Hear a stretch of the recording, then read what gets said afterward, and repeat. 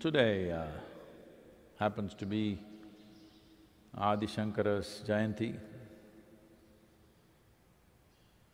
Well, this Yoga Rotova, what you just chanted, is his making.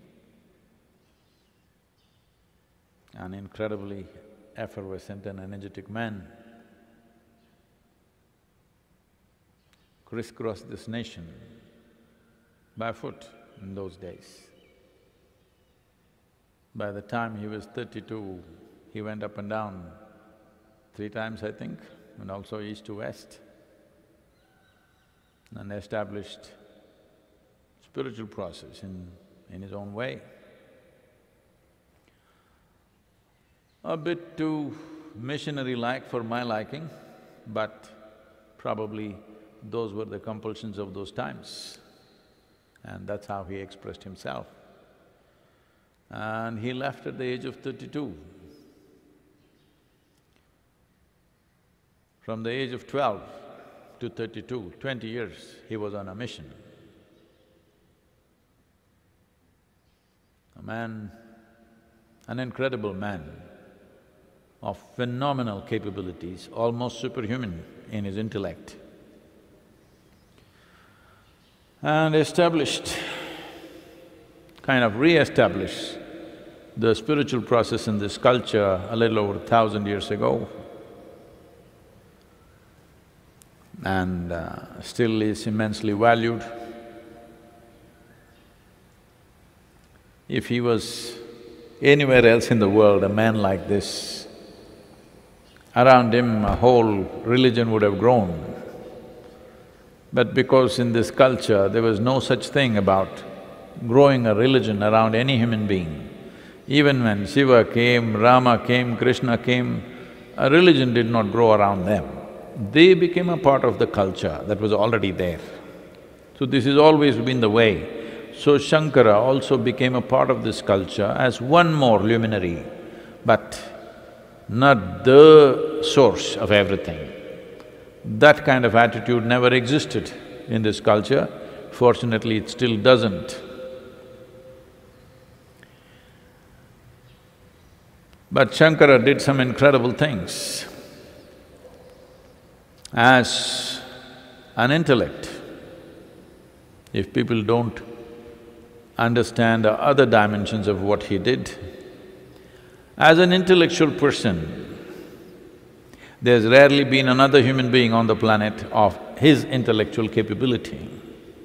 His scholarship, by the time he was 12 years of age, was so phenomenal that there was literally nobody in the entire length and breadth of this country who could debate with him or make a point to him. He always came out on the tops. So his entire life, the way he went about spreading his message is calling people for debates. Debates that will run for weeks on end. And in these 20 years, he did not lose a single debate. So today is his Jayanthi, which means his birth anniversary. There are institutions in his name, for maybe not in the same vibrance with which the man lived. Just to tell you something about him. He was a brisk walker, obviously. So he's always walking ahead and his disciples few feet behind or few yards behind or maybe half a kilometer behind. They're always trying to catch up and running behind him. Because unless he stops, they cannot stop. This man just walks. So when he stops to eat, everybody stops to eat, otherwise they keep going. One day he was walking, and outside a village, he saw people drinking liquor and rolling around in so many conditions. He just observed this. He just walked in. Those days and even today, one of the favorite drinks in the villages is called toddy. It comes from the palm tree. It is something like the Western beer, but it looks like buttermilk. And it can be either very mildly alcoholic or it could be done very strong. This place must have been strong because people were crawling around. So he looked at this, he walked into the toddy shop, he picked up the whole pitcher of toddy and just drank it up. And just walked on, didn't crawl.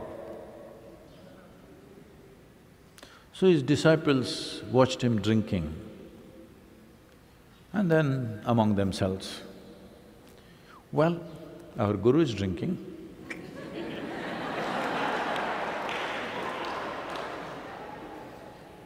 There is no need even to ask him anymore because he set the example.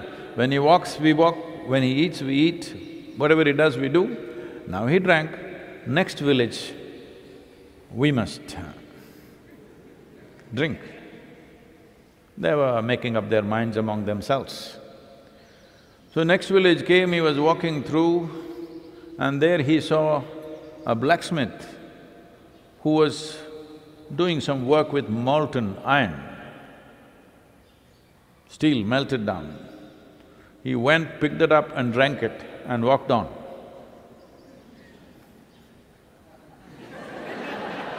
Of course, they don't want to drink that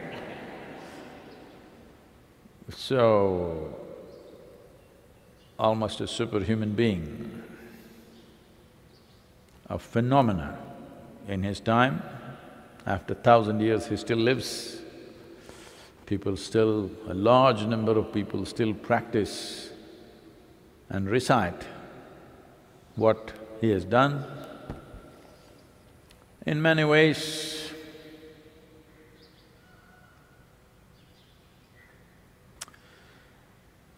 well, I don't take from those traditions, but it is very much like that. He wrote something called as Saundarya Lahari. That means eulogizing the phenomenal beauty of creation, the power and beauty of creation.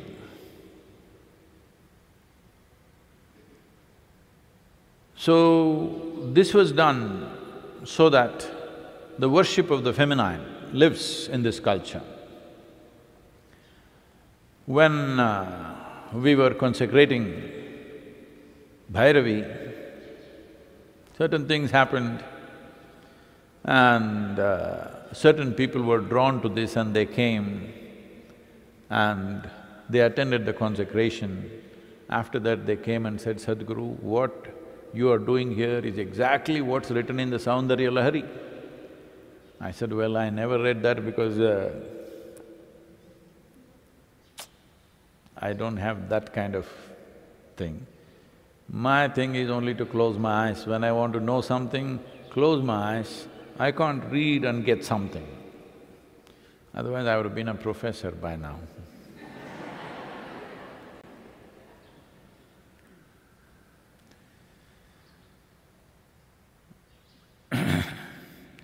So, the Devi, at least they say, it should be, is almost parallel to what Saundarya Lahari talks about in terms of worship of the feminine and how it should be done and whatever. I do not know the detail, I only know what they said. I am that kind of a dud. Even after being told, I still did not read it. If all of you don't keep me this busy, I could sit down and read maybe one day. Anyway, we wish to honor him today. Today is his birth anniversary. We bow down to him for the kind of being that he was. We need to produce such people on this planet.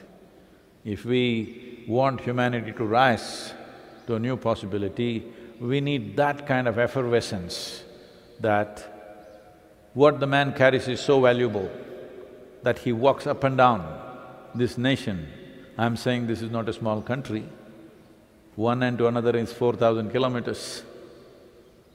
And within 20 years, he walked 3 times up and down, once east and west. That's not a small thing. and all along producing literature.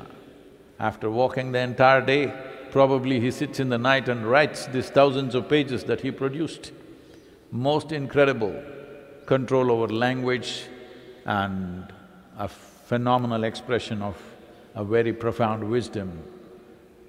So we need to produce people like that. I'm looking forward.